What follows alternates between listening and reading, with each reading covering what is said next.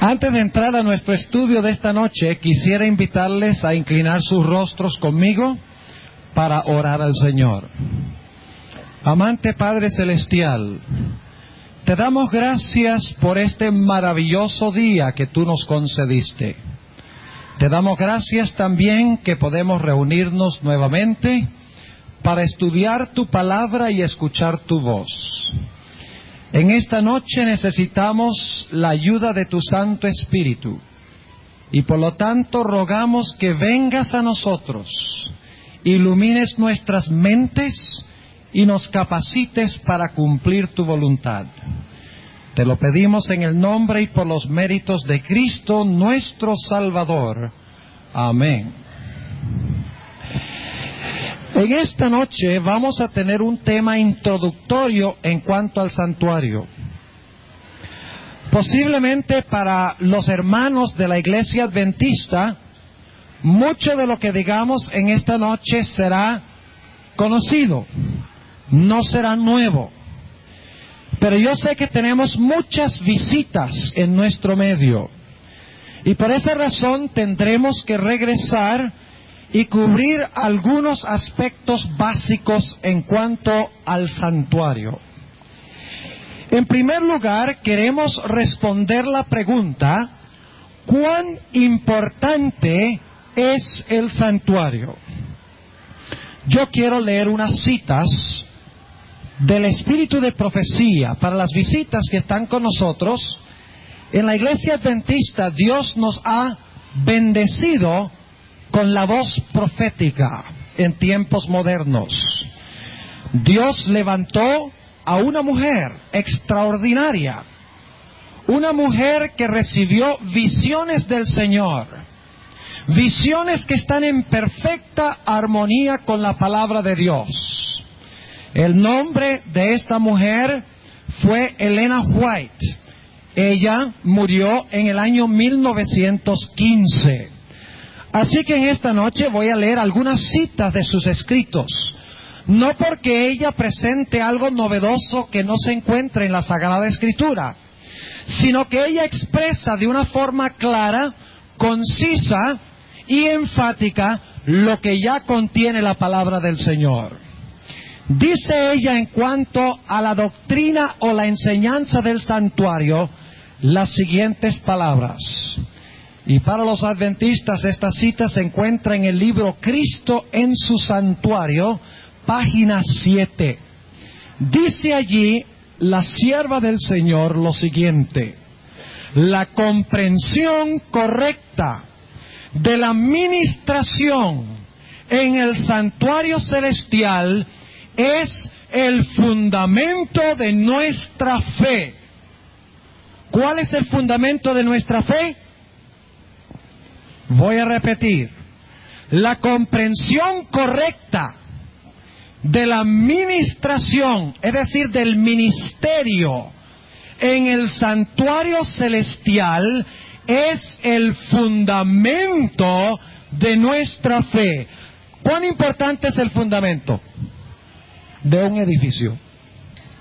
Supongamos que hubieran construido este edificio sin fundamentos. ¿Qué hubiera sucedido ya para este tiempo? El edificio se hubiera derrumbado.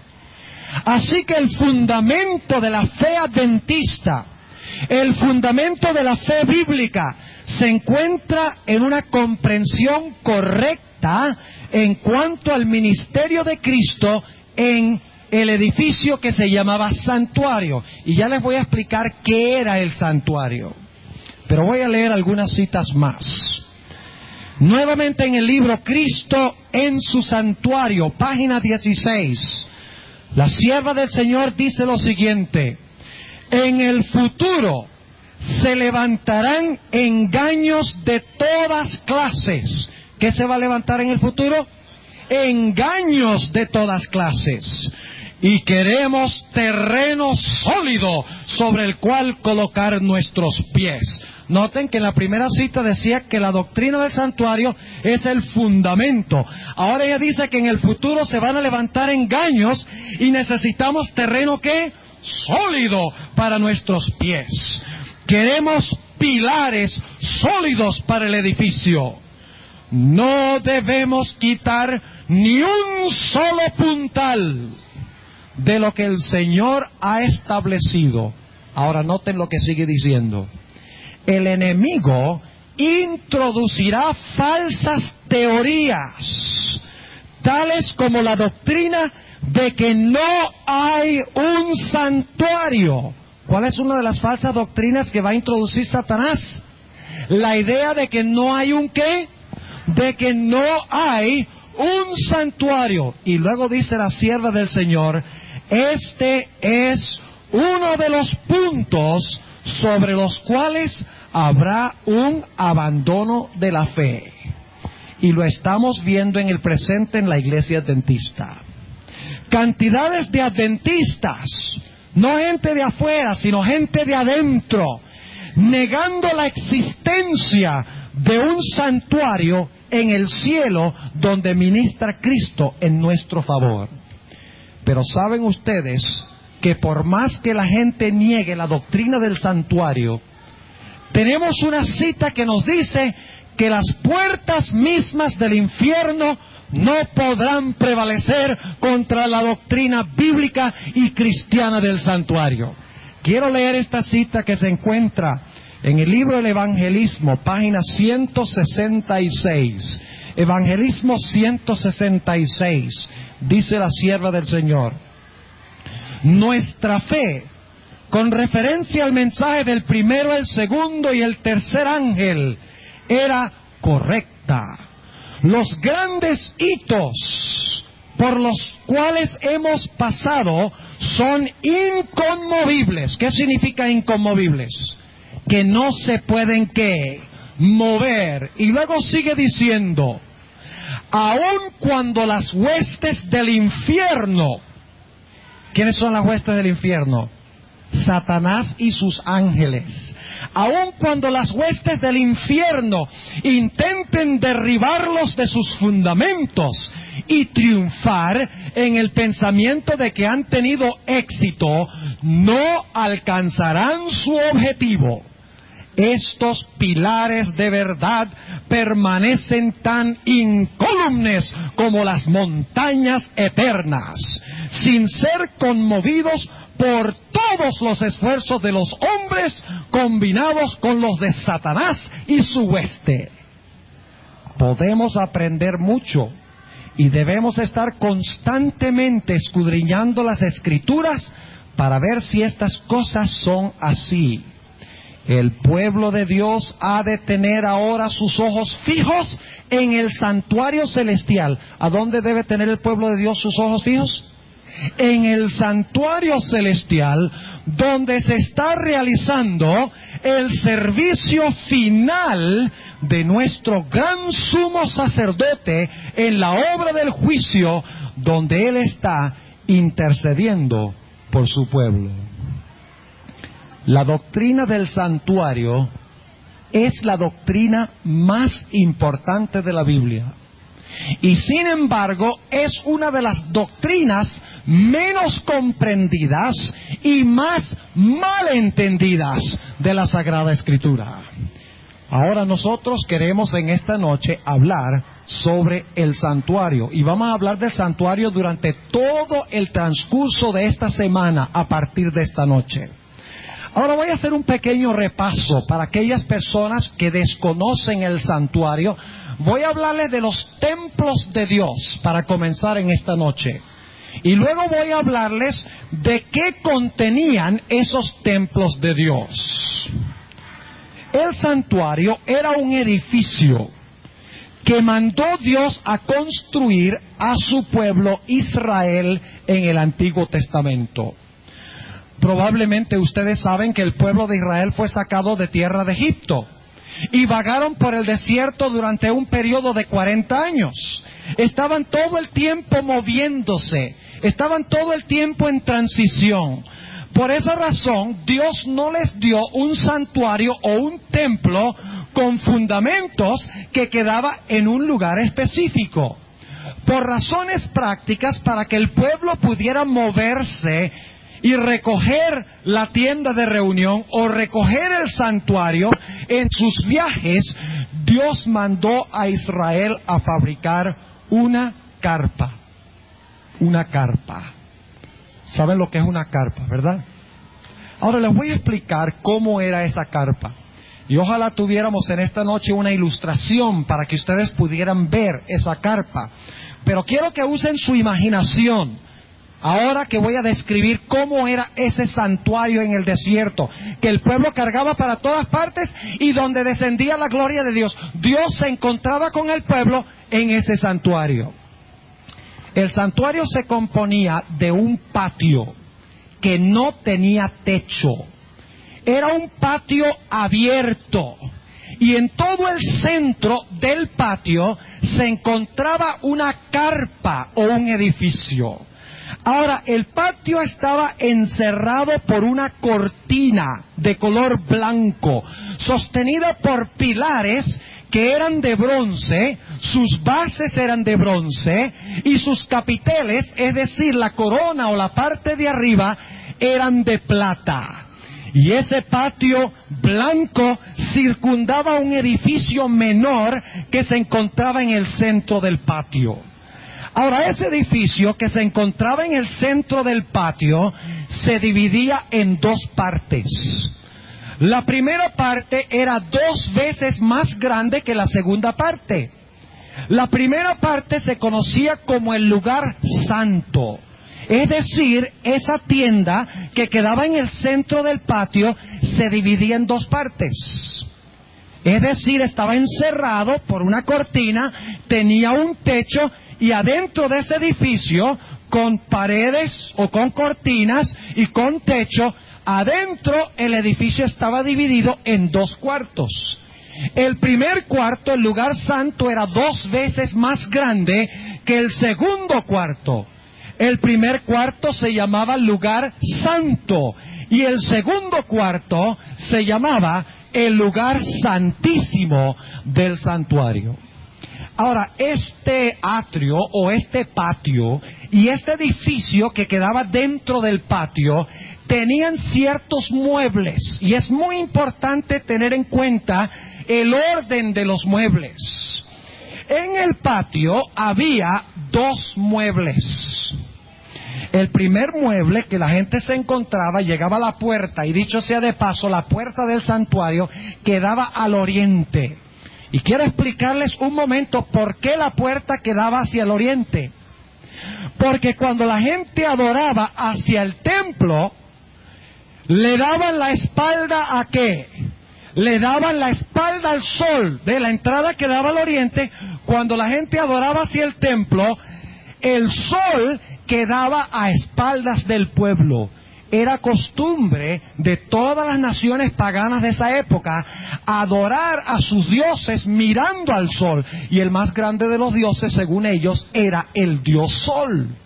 Pero Dios no quería que su pueblo adorara el sol, ni ningún ídolo. Y por lo tanto Dios dijo, hagan la entrada del santuario al oriente. Y cuando adoren, adoren hacia el oeste, es decir, hacia la entrada del tabernáculo, de tal manera que tengan el sol a sus espaldas. Y saben ustedes que hoy en día, aunque la gente no está adorando al sol, está adorando en el día que fue dedicado al sol unánimemente en la antigüedad, el primer día de la semana, el domingo. Era el día dedicado en la antigüedad por todas las naciones paganas, incluyendo los seguidores de Baal, a la adoración del dios sol. Así que la gente llegaba al santuario, había una entrada, una puerta, entraba por la puerta al patio. Y cuando llegaba al patio, lo primero que encontraba era un altar, conocido como el altar de sacrificios. Allí se sacrificaban corderos, allí se sacrificaban carneros, allí se sacrificaban vacas, allí se sacrificaban machos cabríos, allí se sacrificaban chivos, allí se sacrificaban toda clase de animales. Pero ¿saben algo interesante? Jamás se sacrificaban allí animales inmundos, según la definición bíblica. Todos los animales que se sacrificaban en el altar eran animales limpios, según la definición bíblica. Los paganos no era así. El animal favorito que ofrecían los paganos a sus dioses eran los cerdos, los cochinos. Y algunas personas dicen, bueno, ¿y por qué es tan malo el cochino? Porque la Biblia dice que el cochino es precisamente eso, cochino. Yo no sé si ustedes han notado, pero el nombre de este animal indica lo que es. Se le llama cochino, se le llama marrano, se le llama cerdo. ¿Qué más necesitamos para saber que este animal no es para consumo humano que los mismos nombres de este animal? No se ofrecían animales inmundos sobre el altar, porque esos sacrificios representaban la pureza de Cristo Jesús. Los paganos ofrecían sobre el altar animales inmundos, ofrecían aves inmundas, ofrecían cerdos, ofrecían diferentes clases de animales que la Biblia define como animales de naturaleza inmunda. No así con Dios. Así que en ese altar, a la entrada del tabernáculo, apenas entraba uno en el patio, se encontraba el altar del sacrificio a donde se derramaba la sangre de los animales. Ahora no les voy a decir qué representaba todo eso, nada más quiero que tengan una imagen mental, porque sobre esto vamos a hablar durante todo el transcurso de la semana. Luego entraba el individuo un poquito más, y dicho sea de paso, al tabernáculo, es decir, al edificio, solo podían entrar los sacerdotes. El pueblo de Israel podía llegar hasta el altar, pero no podían ir más allá del altar. Los sacerdotes podían entrar al lugar santo, pero solo los sumos sacerdotes o los sumos pontífices podían entrar al segundo apartamento, que se conocía como el lugar santísimo. Así que el primer mueble era el altar donde se sacrificaban los animales. Caminaba uno un poquito más en el patio, cerca de la tienda de reunión, cerca del santuario, y encontraba un mueble que se llamaba el lavacro o la fuente. La razón por la cual se llamaba fuente es porque allí había agua. Y el sacerdote, después de hacer el sacrificio en el altar, antes de entrar en el tabernáculo, y vamos a leer versículos sobre todas estas cosas en el transcurso de la semana, el sacerdote se lavaba primero las manos en la parte de arriba de la fuente, porque la fuente tenía dos partes. Tenía un receptáculo arriba donde había agua y tenía un receptáculo de agua abajo. Y el sacerdote llegaba y arriba sacaba agua, no se las lavaba ahí adentro, sacaba agua y se lavaba las manos. Y luego entonces prendía una llave que quedaba abajo y se lavaba los pies, porque debía estar plenamente puro y limpio antes de entrar al tabernáculo o a la tienda de reunión, como es llamado en las Sagradas Escrituras. ¿Está claro para ustedes lo que era el atrio del tabernáculo? ¿Lo que era el patio del tabernáculo? ¿Qué es lo que circulaba el patio? Había una cortina. ¿De qué color era la cortina? Era blanca. ¿Sostenida por columnas de qué? De bronce. ¿Con bases de qué? De bronce. Y con capiteles o con adornos arriba, compuestos de qué? Compuestos de plata. Cuando uno entraba por la puerta que quedaba en el occidente... ¿qué pasa? ¿Están durmiendo? Cuando entraban por la puerta que quedaba al oriente, el primer mueble que encontraban era ¿qué cosa? El altar del sacrificio, donde se sacrificaban los animales, se mataban animales y se derramaba su sangre. Y como el sacerdote quedaba sucio, después de sacrificar los animales y colocarlos sobre el altar, ¿a dónde iba después de matar el animal? Iba a un lugar que se llamaba la fuente o el lavacro, y se lavaba las manos. ¿Y qué más se lavaba? Se lavaba los pies, para que entrara al tabernáculo como limpio. Ahora imaginémonos el tabernáculo en sí, o la tienda de reunión. Era un edificio encerrado por cortinas con un techo. Y no vamos a hablar esta noche del techo, pero les voy a mencionar nada más que el techo tenía 4 colores, muy interesante. Tenía 4 techos en realidad. de 4 diferentes colores, y cada uno de esos aspectos tiene algo que enseñarnos. Cuando uno entraba por la puerta de la carpa o de la tienda de reunión, lo primero que uno se encontraba al lado izquierdo, que sería el sur, ¿verdad?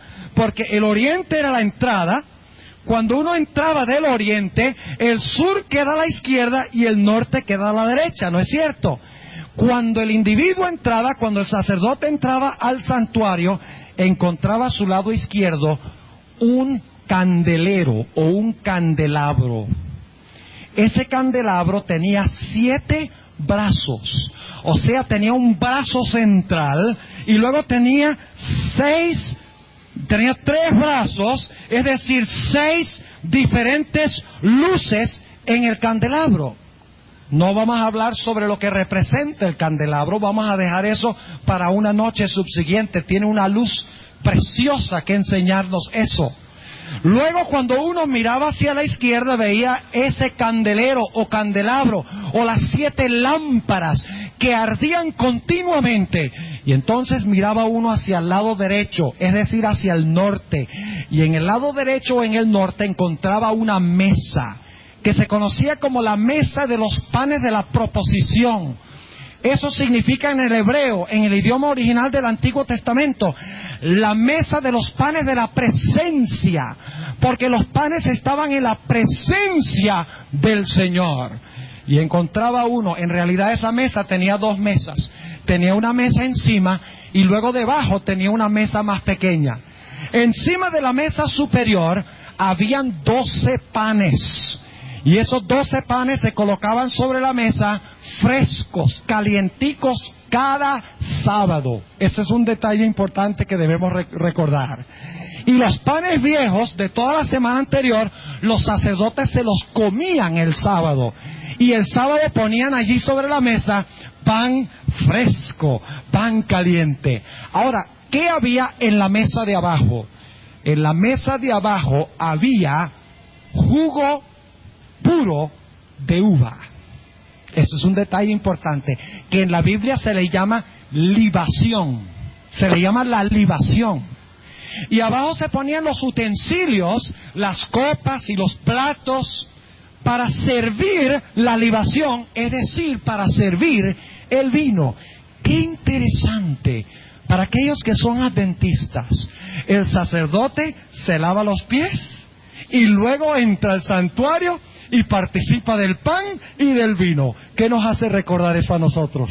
Nos hace recordar la institución de ¿qué? De la Santa Cena. Cuando nosotros los adventistas nos lavamos los pies antes de la Cena del Señor, estamos siguiendo la orden que dio Dios, ¿dónde? En el santuario mismo.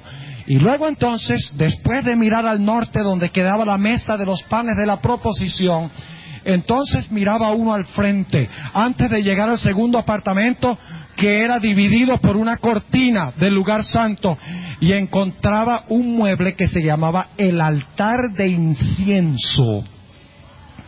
En el altar de incienso, 2 veces al día, en la mañana y en la tarde, el sacerdote traía la sangre del cordero o del animal que era sacrificado y lo mezclaba ¿con qué? Lo mezclaba con incienso.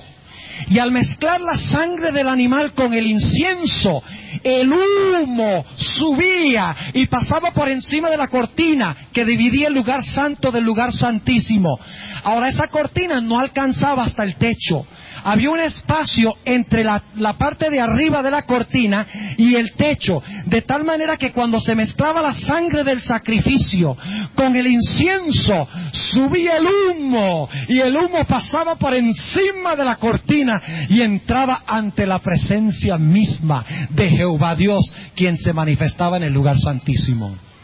Vamos a repasar ahora lo que estudiamos en cuanto al lugar santo. Cuando el individuo entraba por la puerta al tabernáculo de reunión, ¿qué encontraba a su lado izquierdo?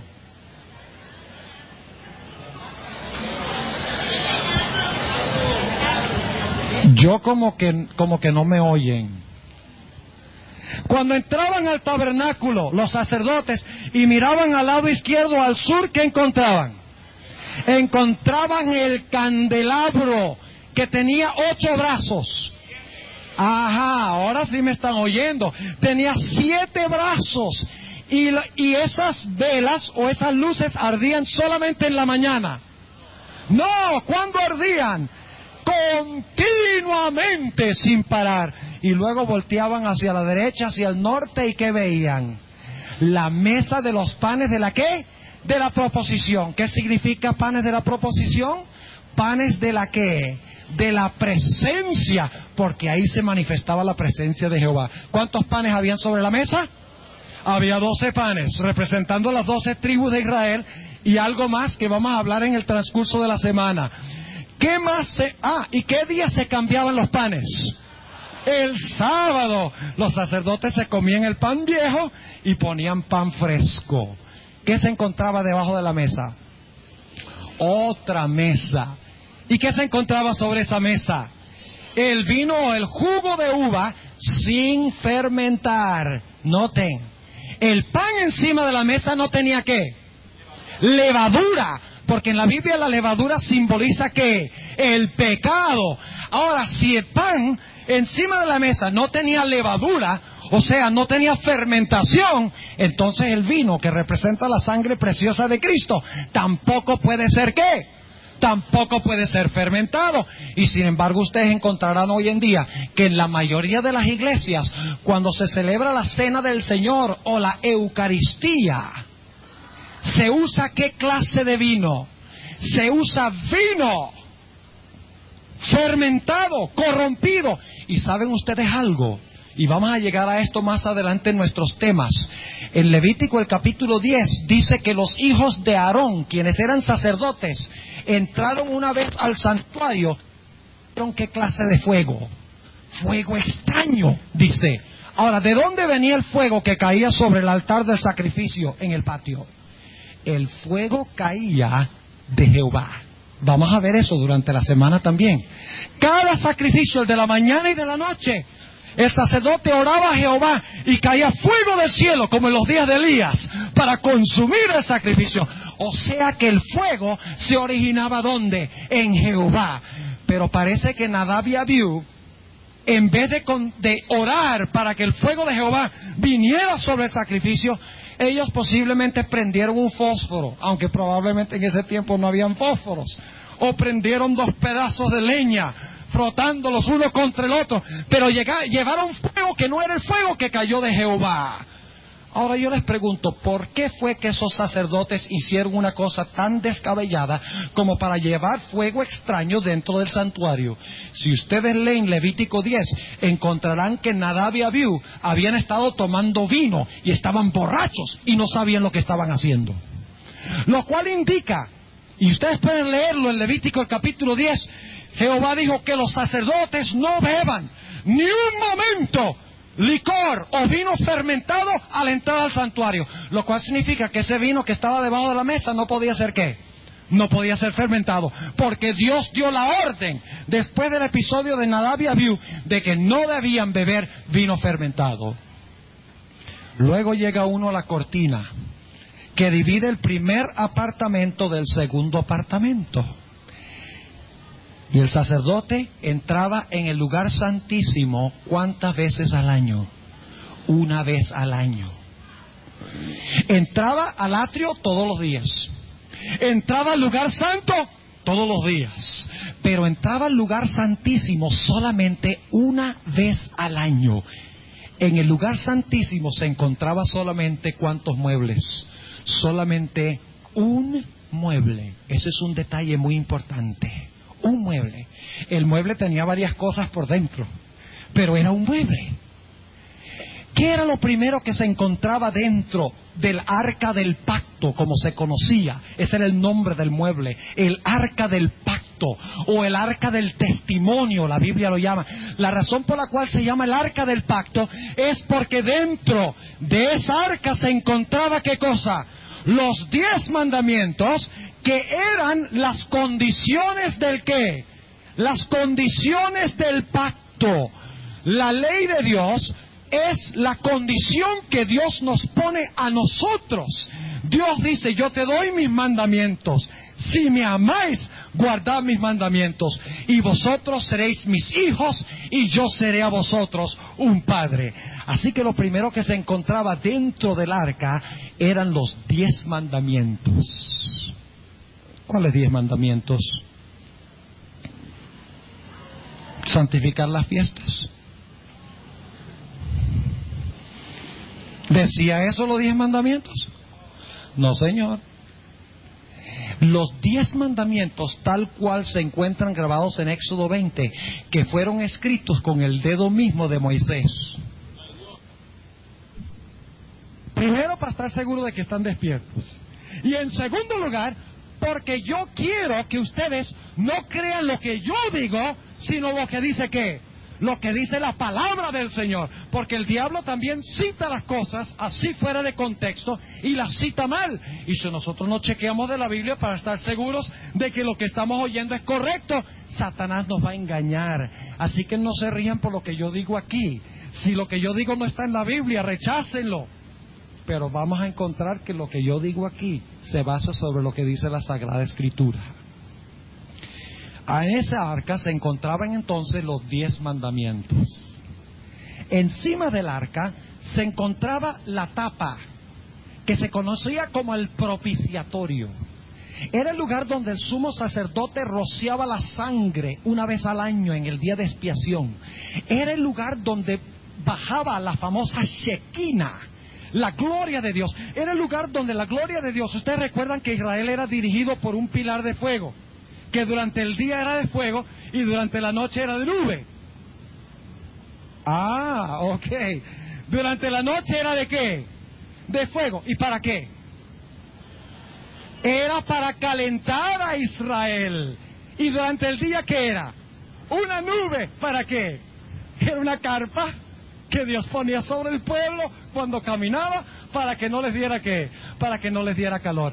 Cuando el pueblo se paraba y armaba el tabernáculo, la tienda de reunión, según la Biblia vamos a encontrar, esa columna de nube venía encima del tabernáculo y bajaba y entraba al tabernáculo y se quedaba en el lugar santísimo encima del propiciatorio. Es decir, que el propiciatorio o la tapa del arca representa el trono de Jehová, a donde se sienta Jehová. ¿Y qué está debajo de su trono? Adentro del arca, su ley. ¿Cuál es el fundamento del gobierno de Dios? Su ley es el fundamento de su gobierno. Ahora, dentro del arca habían otras dos cosas. En primer lugar, había dentro del arca un potecito de maná. ¿Recuerdan el maná anoche? Que el pueblo dijo, estamos fastidiados de este pan tan liviano, de comer pan, pan, pan. Decían, queremos carne, carne, carne. Eso es lo que decían. Se acordaban del ajo y de la cebolla y de las ollas de carne, dice allí, cuando estaban en Egipto. Estaban fastidiados y pidieron carne y Dios les mandó codornices. Dios, está bien, aquí tienen. Y dice la Biblia que comieron tantas codornices que se envenenaron. Y hubo una mortandad tremenda en medio del pueblo de Israel. Había un pote de maná, el pan que mandó Dios del cielo por 40 años, 7 días a la semana. Ok, no 7 días a la semana, sino que 6 días a la semana. ¿Qué día no caía el maná? El sábado no caía el maná. ¿Por qué no caía el maná el sábado? Porque la gente no debía ir a buscar su pan los sábados. Por eso debían recoger ¿cuánto el viernes? El doble el viernes. Y fíjense que cuando recogían el doble del maná el viernes, no se dañaba la cantidad del sábado, no se dañaba el sábado. Pero si alguno decía, yo tengo flojera, hoy es martes, yo no quiero trabajar mañana, yo no quiero ir a buscar pan mañana, hoy miércoles voy a recoger el doble para hoy y para el jueves. Dice la Sagrada Escritura que el jueves amanecía el pan con gusanos. Fíjese qué interesante. El maná que Dios mandó del cielo lo mandaba 6 días a la semana, y el séptimo día ellos debían comer lo que recogían doble el viernes, lo cual significa que según la Sagrada Escritura, nosotros no debemos salir y trabajar para procurar nuestro pan. ¿Qué día de la semana? El séptimo día. No dice que el domingo no caía maná. No dice que el primer día de la semana no caía maná. No, el primer día de la semana caía maná como todos los demás días. El sábado no caía maná. Así que había un potecito de maná dentro del arca del pacto. Había otra cosa dentro del arca. ¿Y qué era eso? La vara de Aarón que floreció. Ahora, yo no sé si hay aquí alguien que camina con un bastón. ¿Hay alguno aquí que camina con un bastón? Posiblemente. Yo les pregunto, si ustedes sembraran ese bastón, ¿produciría flores? ¿Ah? Yo creo, bueno, solamente con ayuno y oración posiblemente. Pero naturalmente, si ustedes meten esa vara allí, que es una vara muerta, que sacaron de una rama de un árbol y la pelaron e hicieron un bastón para caminar, si ustedes siembran eso, eso no produce flores. Y sin embargo la Biblia dice que la vara de Aarón, sin sembrarla en la tierra, produjo flores, flores de almendro. ¡Qué tremendo milagro! Y esa vara de Aarón que floreció fue también colocada dentro del arca, según Hebreos el capítulo 9 y el versículo 1 hasta el versículo 4. Así que en el lugar santísimo habían ¿cuántos muebles? Un mueble. ¿Y cuántas cosas habían dentro del mueble? 3. ¿Qué era lo primero que se encontraba? La ley de Jehová, los 10 mandamientos. La segunda cosa que se encontraba era ¿qué? El maná. Y la tercera cosa que se encontraba era ¿qué? La vara de Aarón que floreció. Ahora quiero preguntarles, quiero que manifiesten levantando la mano, ¿cuántos tienen un cuadro claro de lo que era el tabernáculo en el desierto? ¿Cuántos tienen en su mente un cuadro claro de lo que era el tabernáculo en el desierto? Muy bien, yo veo que la vasta mayoría de las personas tienen un concepto claro, pero vamos a repasar. Yo soy más un maestro que predicador, por eso repito y repito y repito, porque el loro aprende repitiendo, ¿no es cierto? La repetición es el genio del aprendizaje. Aprendemos a través de la repetición, y yo lo sé porque cuando yo estudié primaria, estudié en Venezuela, en Caracas, toda mi primaria, y los maestros me hicieron memorizar las preposiciones de tal manera que me las conozco todavía. Y las puedo decir como una ametralladora, las preposiciones y los planetas. ¿Pueden ustedes decir los planetas en su orden? Desde más cercano hasta más lejano. Pues yo sí, porque a mí me inculcaron eso a través de la repetición. Vamos a repasar. El edificio tenía un patio. ¿Qué rodeaba el patio? Una cortina de color ¿qué? Blanco. Con columnas de, bases de, capiteles de. Cuando uno entraba por la puerta del patio, dicho sea de paso, ¿el patio tenía techo? El patio no tenía techo, no. Entraba uno por la puerta y ¿cuál era el primer mueble que conseguía? El altar del ¿qué? Del sacrificio. ¿Qué se sacrificaba allí? ¿Cochinos? No, ¿qué se sacrificaba?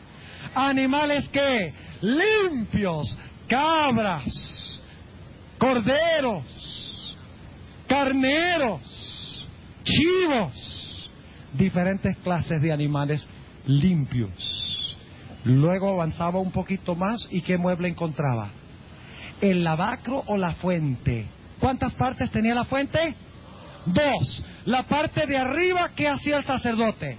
Se lavaba las manos. En la parte de abajo el sacerdote se lavaba ¿qué? Se lavaba los pies. Vamos bien. ¿Y qué representa el lavamiento de los pies del sacerdote? Representa la limpieza en el lavamiento de los pies antes de ¿qué? Antes de la Santa Cena. Y luego entonces entraba el individuo ¿dónde? Al primer apartamento, que era ¿cuánto más grande que el segundo apartamento? El doble de grande que el lugar santísimo. Entraba y cuando miraba a la izquierda, ¿qué veía? veía el candelabro que tenía 6 brazos, tenía 7 brazos y ardía cuán a menudo, continuamente. Y luego miraba hacia la derecha y ¿qué veía?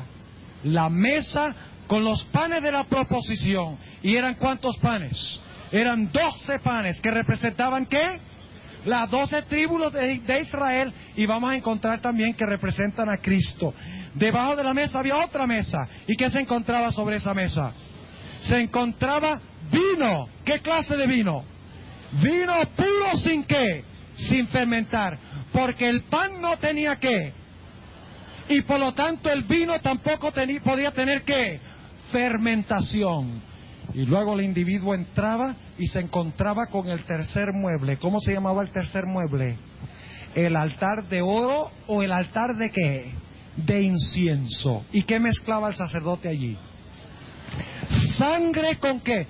Les pregunto una cosa, ¿ustedes alguna vez han olido el olor de sangre quemada? ¿Han olido sangre quemada? Huele terrible. Es casi insoportable el olor de sangre pura quemada. Por esa razón, encontramos que la sangre era mezclada con ¿qué? Con incienso, para que el olor fuera, según la Biblia, agradable ante Jehová. Y el humo, ¿cuántas veces al día se mezclaba la sangre con el incienso? 2 veces al día, en la mañana y ¿cuándo más? En la tarde, antes de la puesta del sol. Y luego entonces, una vez al año, el sumo sacerdote entraba en el lugar santísimo. ¿Y cuántos muebles había en el lugar santísimo? Un mueble. ¿Y cuál era ese mueble? ¿El arca de qué? Del pacto. ¿Por qué se conocía como el arca del pacto? Porque adentro se encontraban las tablas del pacto. ¿Y cuáles eran las tablas del pacto? Los 10 mandamientos. Al lado de los 10 mandamientos, ¿qué había? ¿Un pote de qué? Un pote de maná. Y al otro lado se encontraba ¿qué cosa? Se encontraba la vara de Aarón que floreció. ¿Cuántos tienen una imagen clara del santuario ahora? Si no tiene una imagen clara, es imposible continuar, porque todo lo que vamos a decir esta semana se basa en el orden del santuario. Ahora hablemos brevemente de los templos de Dios. Recuerden que esta noche estamos haciendo una introducción al santuario nada más. Hablemos de los templos de Dios. El primer templo que Dios mandó a fabricar en la tierra fue el tabernáculo del desierto, el que acabamos de describir. Pero Israel pronto dejó de vagar en el desierto y se estableció en la tierra de Canaán. Y era necesario construir un templo más permanente, porque Jerusalén llegó a ser la capital de Israel. Se establecieron en esa ciudad, era la capital del reino. Por lo tanto, ellos guardaron el tabernáculo del testimonio, y Salomón construyó ¿qué cosa?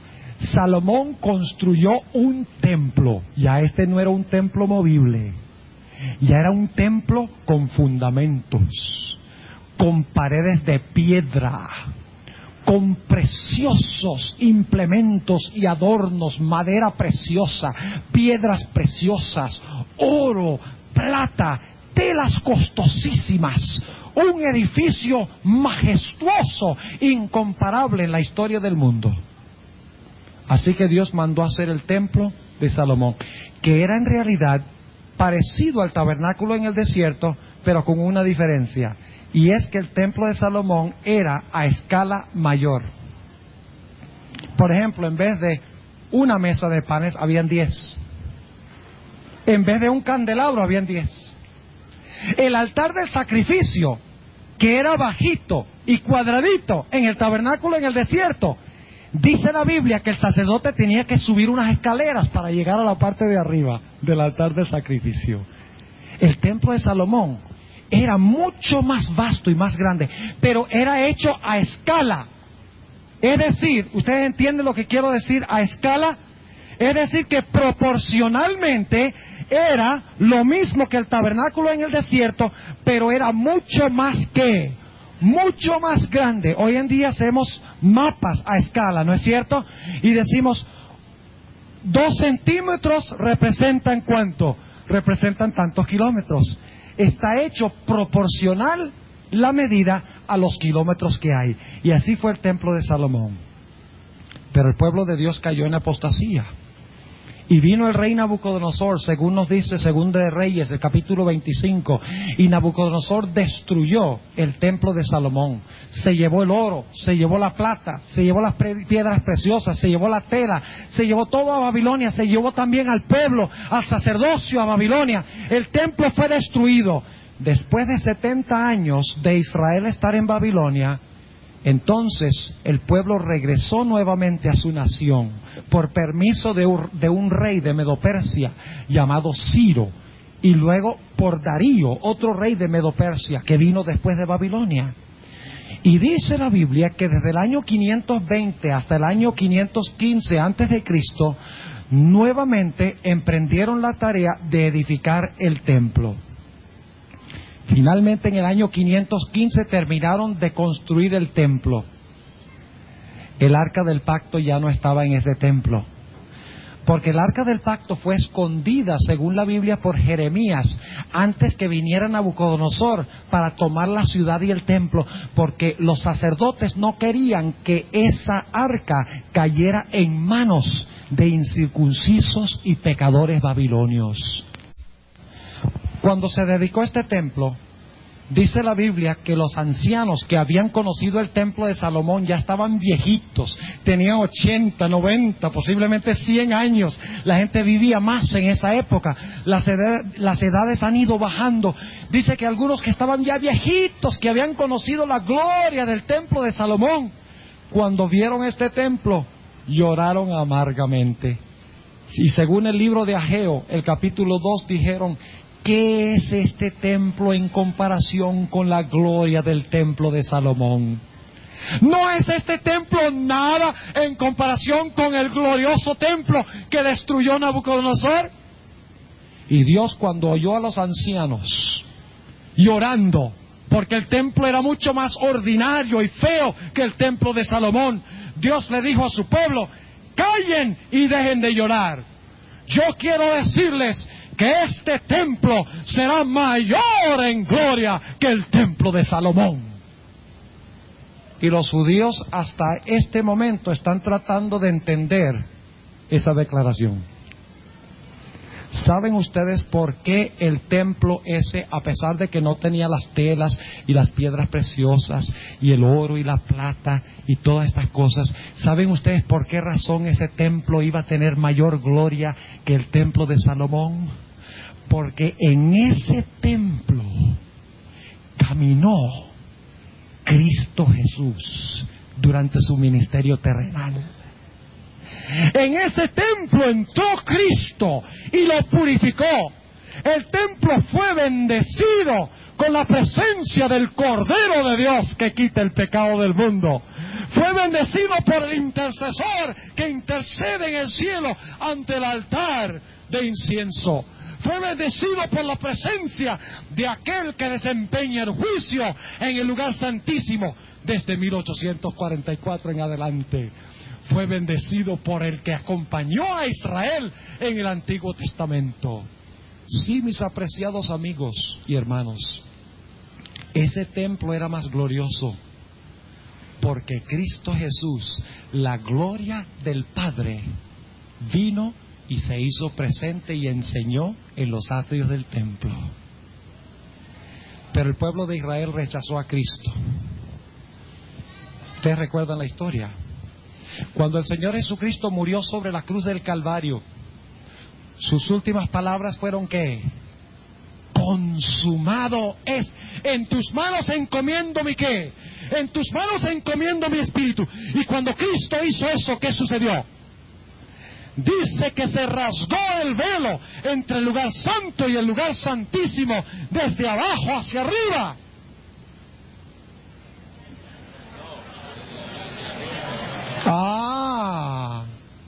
Se rasgó el velo desde arriba hacia abajo. Ahora yo quiero preguntarle, si ustedes rompen una cortina, ¿se paran en una silla y la rompen de arriba hacia abajo? ¿O la toman de abajo y la rompen de abajo hacia arriba?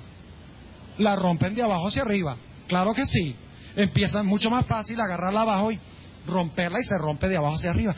Pero dice la Sagrada Escritura que cuando Cristo dijo, consumado es, en tus manos encomiendo mi espíritu, que esa cortina se rasgó de arriba hacia abajo, que significa que fue una obra sobrenatural ¿de quién?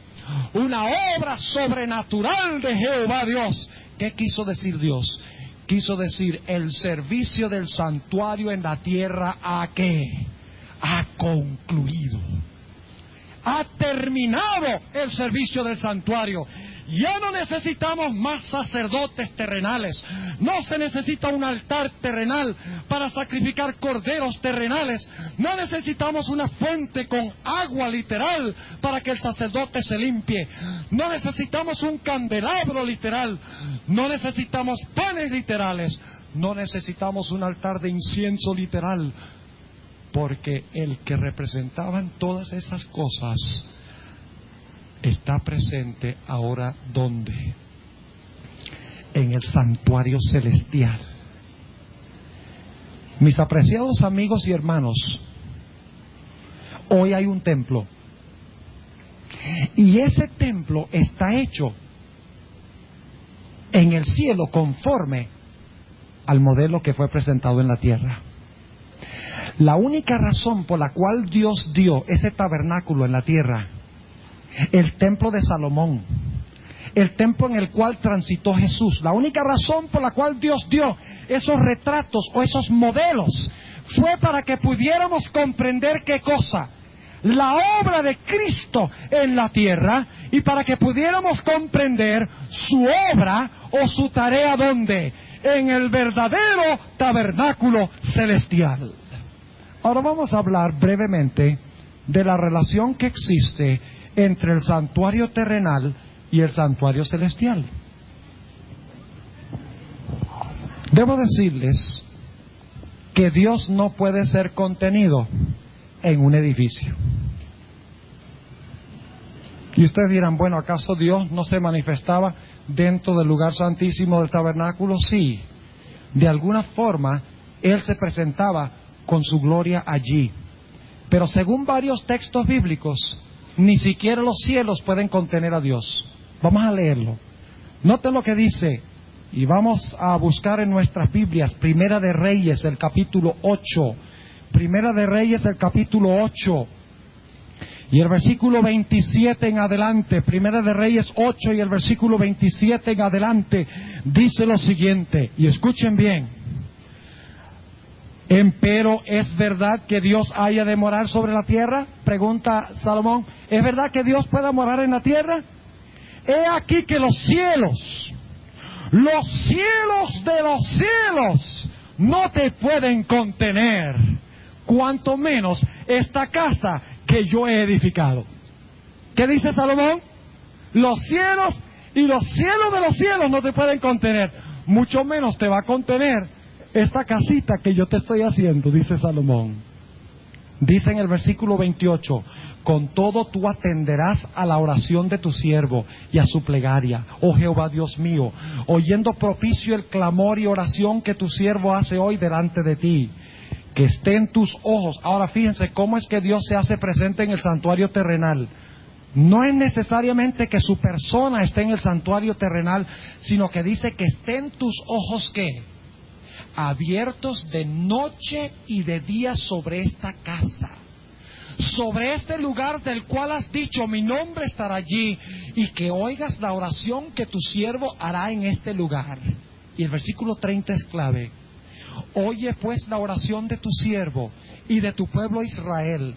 Cuando oraren en este lugar, también tú lo oirás en el lugar de tu habitación. ¿Dónde? Desde los cielos. ¿Dónde habita Dios? Habita en los cielos, y habitó en figura en el templo terrenal. Ahora vamos a ilustrar el punto, para que puedan entender la relación entre el santuario terrenal y el santuario celestial. Debo decirles que el santuario celestial no es exacto como el santuario en el desierto o como el templo de Salomón. Es mucho más grande, mucho más glorioso. Es inmenso según la Sagrada Escritura para contener a Dios. Y ustedes dirán, bueno, entonces, ¿por qué es que la Biblia dice que Moisés debía hacer todo conforme al modelo que le fue mostrado en el monte? ¿Acaso Dios no le estaba mostrando el santuario celestial y Moisés debía hacer la copia del santuario celestial? La respuesta es que no. Lo que Dios le mostró a Moisés en el monte fue un modelo del santuario celestial, una maqueta del santuario celestial. No le mostró el santuario celestial, sino que le mostró una copia del santuario para que él hiciera un santuario terrenal a escala comparado con el celestial. Permítame darles una ilustración. ¿Saben lo que es una maqueta? ¿Sí saben lo que es una maqueta? Cuando se va a hacer un edificio, para que la gente pueda entender cómo va a ser el edificio que se va a hacer, ¿qué se fabrica? Se fabrica una maqueta o un modelo en miniatura del edificio. Ahora, ¿pueden ustedes saber más o menos cómo va a ser el edificio mirando la maqueta? Sí, claro que sí, se pueden imaginar.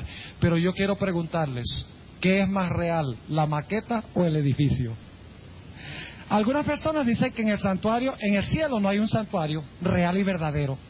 No hay un santuario material. Ahora, ¿puede ser posible eso?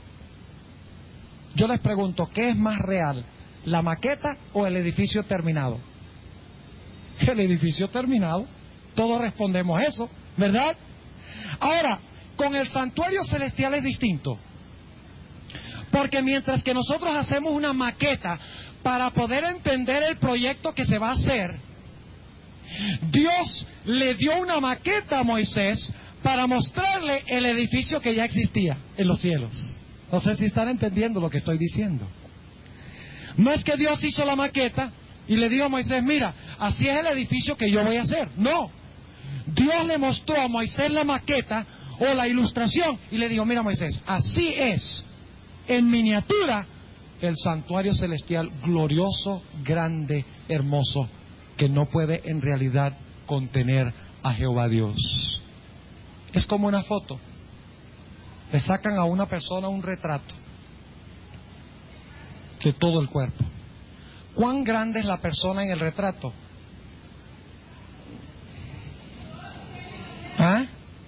¿Se pueden ustedes meter la persona en el bolsillo? ¿Qué es la foto? Es una maqueta, es un modelo en miniatura que nos ayuda a entender a la persona. Pero es un modelo en miniatura de algo que es mucho más que, mucho más grande. Así es con el santuario celestial. Dios le sacó una foto. Estoy hablando figurativamente para que puedan entender. Yo no sé que Dios le haya sacado una foto, no. Posiblemente hizo una maqueta. Pero Dios, digamos, le sacó un retrato. Y luego llevó el retrato sobre el monte y le dijo, mira Moisés, así es que yo quiero que tú me hagas mi tabernáculo. ¿Entiende lo que estamos diciendo? O sea que el santuario terrenal era un modelo en miniatura, era una maqueta, era una ilustración pequeña de algo en el cielo que es inmensamente más glorioso, más grande, más poderoso que lo que nosotros podamos imaginarnos con nuestras mentes finitas. Ahora, ¿cuán importante es comprender el santuario? Permítame decirles, hermanos y hermanas, que si nosotros no comprendemos el santuario, nosotros no vamos a comprender la Biblia. Porque el santuario se encuentra en todas las páginas de la Escritura. Lo que nosotros hablamos anoche lo podemos entender mucho mejor a la luz del santuario. Ustedes no pueden entender el libro de Daniel sin el santuario. Porque el libro de Daniel se encuentra saturado del santuario. Habla del continuo, del sumo sacerdote que es echado por tierra. Habla de echar la verdad por tierra, de echar el sábado por tierra, de echar la ley por tierra. Del anticristo que malogra todo lo que está en el santuario. No pueden entender tampoco el libro de Apocalipsis sin el santuario. Porque cada escena de Apocalipsis, cada nueva escena empieza con una visión del santuario. ¿Cómo empieza el libro de Apocalipsis? Con Cristo caminando ¿dónde? En medio de los 7 candeleros. Y no podemos entender los sellos, o las iglesias, perdón, sin entender el capítulo 1, donde Cristo camina en medio de los 7 candeleros. Y los 7 candeleros representan las 7 ¿qué? Iglesias. La escena de los sellos empiezan con una visión de Cristo en el santuario celestial, sentado en su trono. Se ve el candelabro allí, se ve el altar de incienso en el capítulo 4, se ve el cordero como inmolado. No es posible entender los sellos sin entender la visión introductoria del santuario. Las trompetas empiezan en el capítulo 8 con una visión del santuario, con el altar de intercesión y con el incensario donde se encuentran los méritos de Cristo, de la sangre de Cristo mezclada con incienso. Capítulo 11, sin el santuario, porque el capítulo 11 concluye diciendo que el templo en el cielo fue abierto y se vio el arca del pacto. No se puede entender las plagas sin el santuario, porque las plagas salen del santuario. Permítanme hacer un paréntesis para explicarles cómo necesitamos entender las plagas a la luz del santuario. Y yo quería en esta noche hablar de varias doctrinas que se encuentran centradas en el santuario, y vamos a procurar hablar de unas pocas para que vean la importancia del santuario. Las plagas. No se pueden entender la razón de las plagas si nosotros no entendemos el santuario. Y ustedes dicen, ¿cómo así, pastor? ¿Por qué caen las plagas sobre los impíos al final de la historia? ¿Saben por qué? Porque los impíos han quebrantado la ley de Jehová. Han violado la ley de Jehová. Y ustedes dicen, ¿cómo sabemos eso? ¿Saben de dónde salen las plagas? Las plagas salen del arca del pacto. ¿Y qué estaba dentro del arca del pacto? Los 10 mandamientos. Si ustedes leen Apocalipsis 15, encontrarán que las plagas son traídas por ángeles que salen ¿de dónde? Del templo de Dios en el cielo, donde está el arca. Y vienen a traer plagas, ¿por qué razón? Vienen del arca del pacto. Es porque los hombres han violado ¿qué? La ley de Jehová. Vayamos un paso más allá. Ustedes recuerdan en el Antiguo Testamento que una vez el arca del pacto cayó en manos de ¿quiénes? De los filisteos. Manos incircuncisas, manos idólatras. Y dice la Biblia que se llevaron el arca a sus ciudades, pero no sabían en qué se estaban metiendo, porque lo llevaron para una ciudad y le salieron ¿qué cosa? Llagas. ¿No es una de las plagas de Apocalipsis llagas? ¿Sí o no? Y lo llevaban a otra ciudad, otra enfermedad, otra plaga. Y finalmente estas manos incircuncisas que desobedecían la ley de Jehová, que tenían la ley de Jehová en su medio, pero que la transgredían y la desobedecían y la desafiaban, finalmente se hastiaron de tener el arca y le dijeron a David, ven y búscala. ¿De dónde salen las plagas? Del arca. ¿Y qué está en el arca? La ley. Las plagas caen sobre aquellas personas incircuncisas que pretenden ser cristianas, pero que transgreden y desobedecen ¿qué? Desobedecen la ley de Jehová. Y especialmente, ¿cuál de los 10 mandamientos? El 4.º mandamiento, que es el sello de la santa ley de Jehová. ¿Ven ustedes allí cómo las plagas no se pueden entender sino a la luz del santuario de Jehová? No podemos entender el libro de Apocalipsis sin el santuario. Cuando llegamos a Apocalipsis, el capítulo 7, donde habla del sellamiento, dice que la gran muchedumbre sirve a Jehová ¿dónde? Día y noche ¿dónde? En su templo.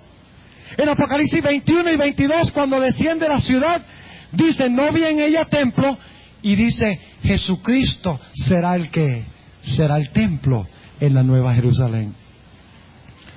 Si nosotros no entendemos el santuario, no podemos entender Apocalipsis.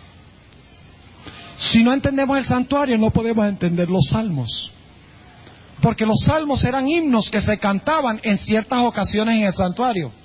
Por ejemplo, el Salmo 51, a donde David dice: sé propicio de mi pecador, borra mis rebeliones, lávame con hisopo. Donde David dice esas palabras, los israelitas cantaban ese salmo cuando confesaban sus pecados en el altar del sacrificio. Y podemos entender mucho más ese salmo si lo comprendemos desde esa perspectiva. Es decir, los diferentes salmos eran himnos que se cantaban en el santuario, en diferentes partes del santuario, en diferentes épocas del año. ¿Cómo podemos entender los salmos que eran himnos si no entendemos por qué eran cantados dentro del santuario? ¿Entienden lo que estamos diciendo? El santuario toma en el Antiguo Testamento 25 capítulos de Éxodo y todo el libro de Levítico. Y se encuentran referencias al santuario a través de todo el Antiguo Testamento y también del Nuevo Testamento. Con razón la sierva de Dios dijo, como leímos al comienzo del tema de esta noche, que el santuario, la comprensión correcta del santuario es el qué, es el fundamento de nuestra fe. Porque el santuario tiene el propósito de revelarnos el camino a la salvación. Y saben ustedes algo interesante, vamos a estudiar durante esta semana varios aspectos muy interesantes. Vamos a darnos cuenta que la historia de Israel, de la nación de Israel, desde que salieron de Egipto hasta que entraron a Canaán, sigue el orden exacto del santuario. Lo primero que hacen en Egipto es sacrificar el cordero.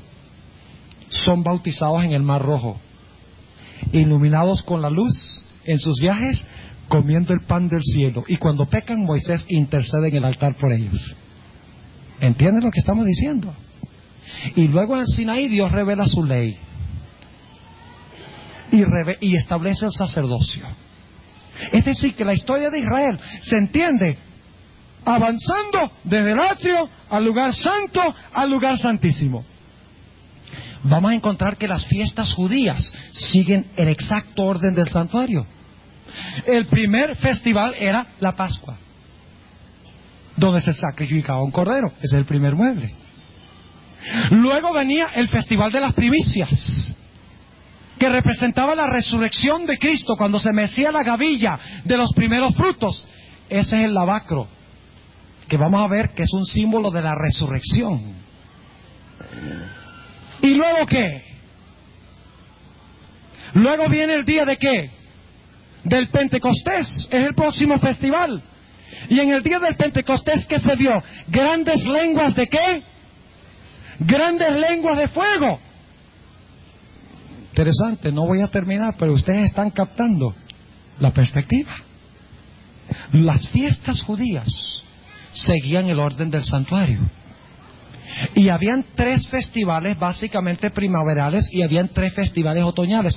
Los primeros 3 tenían que ver con el atrio, el altar del sacrificio primero.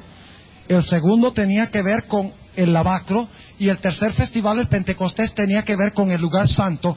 Y los últimos 3 festivales, las trompetas que anunciaban el día de expiación, y el día de expiación, y el festival de tabernáculos, son festivales que se entienden a la luz del lugar santísimo. El éxodo de Cristo sigue el orden del santuario. Es sacrificado en el altar, resucita en el lavacro, entra al cielo y le provee pan a su iglesia, luz, el Espíritu Santo a su iglesia. Ante el altar intercede por su pueblo y desde 1844 juzga al mundo en el lugar santísimo. Vaya interesante. Pero también representa el santuario la historia de la iglesia cristiana. No les voy a mencionar eso esta noche, pero el orden exacto, empezando con el altar y continuando por el lavacro y continuando paso a paso por el santuario. La historia de la iglesia se ilustra desde la entrada hasta el lugar santísimo. Y nuestro éxodo personal sigue el orden del santuario. Lo primero que aceptamos es Cristo. Somos bautizados y resucitamos a una nueva vida en el lavacro. Comemos del pan para crecer, santificación. Oramos en el altar mañana y noche, el culto vespertino y el culto matutino. Interesante. Y somos luces de Cristo en el mundo. La testificación, los tres medios del crecimiento: el estudio de la palabra, la oración y la testificación, que se encuentra en el candelabro. Y luego finalmente, cuando crecemos, alcanzamos el punto donde Dios escribe su ley en nuestro corazón, en el arca de nuestro corazón, y estamos listos para ser cosechados por Dios. Vaya interesante. No podemos entender la historia de Israel, la historia de Cristo, la historia de la iglesia o nuestra propia experiencia, al menos que lo hagamos desde la perspectiva de ¿qué? Desde la perspectiva del santuario de Jehová.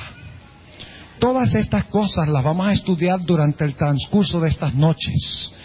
Dicho sea de paso, el año de agricultura judío también seguía el orden del santuario. Las siembras y las cosechas siguen el orden exacto del santuario, lo cual significa que no podemos entender cómo era la agricultura en los tiempos bíblicos, al menos que entendamos el santuario, que presenta la ley de la siembra y de la cosecha. El santuario es todo. El santuario es el gran imán que reúne todas las doctrinas bíblicas. Toda la fe adventista se encuentra en el santuario. No hay una sola doctrina de la iglesia adventista que no se pueda explicar en su orden correcto y exacto, coordinado con todas las otras doctrinas, sino desde la perspectiva del santuario de Jehová. Ustedes quieren, por ejemplo, hablar del sábado. El sábado estaba en el lugar santísimo. ¿Quieren hablar de la reforma pro salud? Ahí está el maná, dentro del arca, a través del cual Dios quiso enseñarle a la gente a comer una dieta sencilla. El estado de los muertos, de que solo tenemos vida en Cristo y no en nosotros mismos. Ahí tenemos la vara. Yo soy la vid, es decir, yo soy la raíz y ustedes son los pámpanos o las ramas. ¿Qué pasa con una rama que no está vinculada con la fuente de vida? Está muerta. ¿Y cómo puede vivir una rama que está desvinculada, que está muerta? Solo puede vivir no porque en ella hay vida, sino porque hay vida sobrenatural en Cristo Jesús. El perdón de los pecados en el altar, la testificación en el candelabro, el estudio de la Biblia en la mesa, la oración en el altar del incienso, la ley en el lugar santísimo, el diezmo. Los sacerdotes eran pagos de los diezmos para ministrar en el santuario. El asunto de las tendas también se encuentra allí. El tabernáculo representaba a Cristo. ¿Saben ustedes que el tabernáculo era bien feo por fuera? Feísimo. La cortina externa del techo del santuario era de piel de tejones, que eran unas focas que vivían en el Mar Rojo. Y el tejón o las focas tenían una piel marrón oscura, más o menos un color negro, marrón bien oscuro. Y cuando la gente veía el tabernáculo por fuera decía, ¡uy, qué tabernáculo, qué edificio tan feo! Lo que no sabían es que toda la belleza del santuario se encontraba por dentro, porque había oro y plata y piedras preciosas y telas costosísimas. No había apariencia y belleza exterior, pero había belleza interna. Eso representa a Cristo, quien no tenía ninguna belleza externa. No tenía hermosura para que le deseáramos. No usó prendas, tenía solo un manto blanco, un solo manto tenía Jesús. Ni tenía dónde recostar la cabeza. Dice la Biblia que dependía de sus amigos para alimentarse, humilde y manso. Y cuando la gente lo miraba, lo veía sencillo, sin atractivo. Ahora el santuario también nos representa a nosotros. Conseguiremos durante el transcurso de esta semana. ¿Cómo debemos vestirnos nosotros? ¿Había oro afuera del santuario? ¿Había ostentación y plata fuera del santuario? Toda la belleza estaba ¿dónde? Adentro. Por eso San Pedro y San Pablo dicen que vuestro adorno no debe ser ¿qué? En lo exterior, sino que debe ser ¿dónde? En lo interior, en un espíritu amable, cortés, cariñoso y amoroso como el de Cristo Jesús. Podríamos mencionar muchas cosas más, pero todas las doctrinas de la Iglesia Adventista y de la Biblia se encuentran explicadas en su orden correcto y en su relación correcta en el santuario de Jehová. Inclusive el milenio. ¿Qué pasaba en el día de expiación? El sacerdote, sumo sacerdote, salía y colocaba sus manos sobre la cabeza de ¿quién? De Azazel. Y era mandado ¿dónde? Al desierto. Cuando Cristo concluya su obra en el santuario celestial, colocará sus manos sobre Satanás y lo dejará en el desierto de este mundo por 1000 años. Todas las doctrinas. Ustedes pueden nombrar cualquiera que quieran y están explicadas en el santuario. El santuario es como un rompecabezas, es como una cadena que une toda la verdad de la Biblia y nos enseña cómo alcanzar el cielo, porque el atrio representa la tierra y el templo en sí representa el cielo, y el santuario ilustra que el cielo se alcanza a través de 4 pasos: aceptando el sacrificio de Cristo, siendo bautizados en las aguas bautismales y resucitando a una nueva vida que es el lavacro, comiendo de la palabra de Dios, orando diariamente, testificando por Cristo y poniendo nuestra vida en armonía con la gran norma de justicia de Dios, su santa ley. Oremos. Amante Padre Celestial, gracias te damos por tu santuario, pues en el santuario podemos ver claramente tu amor, tu justicia, tu santidad, y tú nos has mostrado el camino al cielo, el camino a la salvación. Te quiero pedir, Señor, que durante el transcurso de esta semana nos ayudes a comprender este maravilloso edificio, y no solamente a comprenderlo en nuestras mentes, sino que pueda ser una experiencia práctica, que decidamos dar esos pasos a través del santuario desde el momento que entramos por la puerta que es Cristo, que podamos crecer en gracia y podamos finalmente ser hallados sin reprensión delante del trono de Jehová. Gracias, Señor, por haber estado con nosotros. Gracias por tu luz. Te pido que bendigas a toda la hermandad, todas las visitas, que podamos alcanzar la salvación por medio de la gracia de Jesús. Te lo pido en el nombre y por los méritos de nuestro amante y precioso Cristo Jesús. Amén. Amén.